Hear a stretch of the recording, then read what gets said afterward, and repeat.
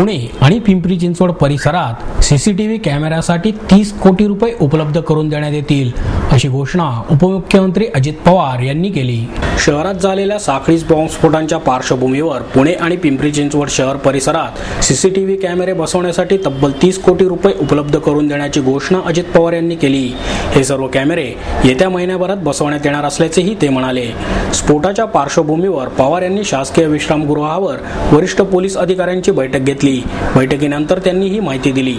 German bakery स्फोटानंतर शहरातील 342 चौकांमध्ये CCTV कॅमेरे बसवण्याचा प्रस्ताव पोलिसांनी तयार केला होता, मात्र समन्वय आणि निधी अभावी तो बारगळला होता।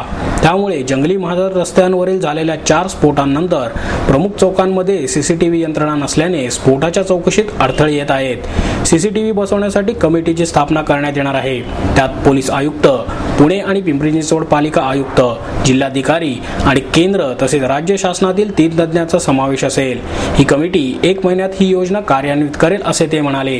कॅमेऱ्यांसाठी 27 कोटी रुपयांचा खर्च येणार आहे, तसेच 2 ते 3 कोटी रुपयांचा नियंत्रण कक्ष उभारण्यात येणार आहे।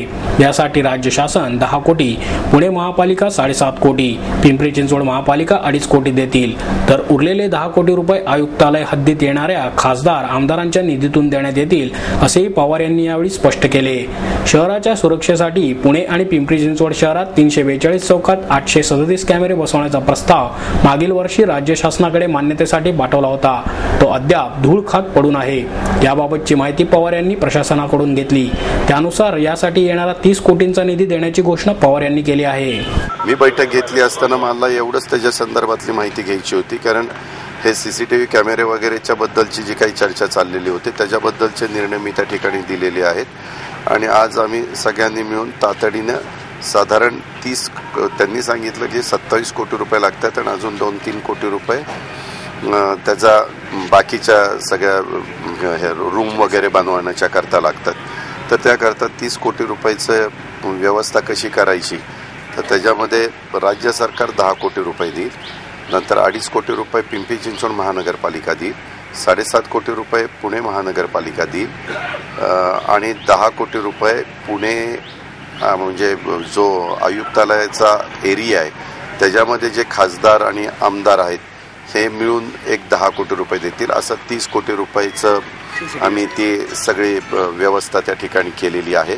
आज 11 वाजता स्वतः गुलाबरावजी पोळ आयुक्त तेही त्याच्याबद्दलची मीटिंग घेत आहेत आणि ह्याच्या संदर्भामध्ये मोठ्या प्रमाणावर वेगवेगळ्या भागामध्ये सीसीटीव्ही कॅमेरे बसून नुसतं एवढंच नाही, आम्ही हाही निर्णय घेतलेला आहे की उदाहरणार्थ आपल्या पुण्यामध्ये राष्ट्रीयकृत बँका आहेत, सहकारी बँका आहेत किंवा मोठ्या मोठ्या वेगवेगळ्या प्रकारच्या कंपन्या आहेत, चांगल्या मोठ्या शिक्षण संस्था आहेत, तर त्यांना पण आव्हान आम्ही करतोय किंवा तुम्ही पण आपल्या आपल्या एरियामध्ये अशा प्रकारचे कॅमेरे बसवा। म्हणजे इतर ठिकाणी हे कॅमेरे राहतील की जिथं सार्वजनिक बाबी आहेत, रहदारीचे मोठ्या प्रमाणावर लोकांची वर्दळ बिर्दळ आहे, अशा ठिकाणी हे कॅमेरे राहतील आणि ते दुसऱ्या बाबतीमध्ये प्रायव्हेट ज्या काही कंपन्या आहेत किंवा तुमच्या सहकारी बँका आहेत, राष्ट्रीयकृत बँका आहेत, त्यांना पण तिथं आव्हान करून त्यांच्या एरियात तशा पद्धतीनं ते कॅमेरे लावण्याच्याबद्दल आम्ही आजच्या बैठकीमध्ये निर्णय घेतलेला आणि इतर बाबतीमध्ये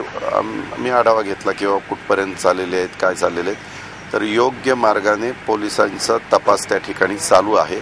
एवढंच मी त्याबद्दल आपल्याला सांगू इच्छितो।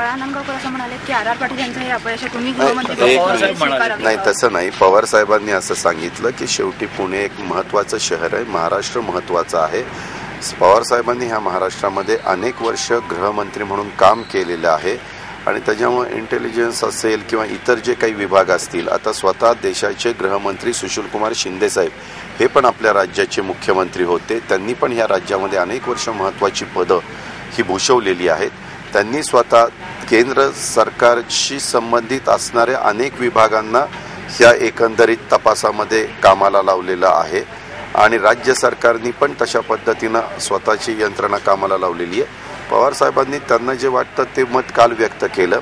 इतर राजकीय पक्षांना जी भूमिका वाटते ती त्यांनी वेळोवेळी त्या ठिकाणी व्यक्त केलेली आहे, परंतु आता ह्याला कुणाला काय वाटतं, त्याला कुणाला काय वाटतं, ह्या राजकीय पक्ष काय म्हणाला, तो व्यक्ती काय म्हणाली, हे जरी महत्त्वाचं असलं तरी देखील पहिल्यांदा ही जी काही घटना घडली आपल्याला एक जखमी झालं, मृत जीवितहानी झाली नाही, परंतु ह्या घटना अतिशय वर्दळीच्या भागामध्ये ठराविक काळामध्ये ठराविक वेळेमध्येच होणं हे पण अतिशय आपल्याला तसं बघितलं तर नामुष्कीची बाब आहे.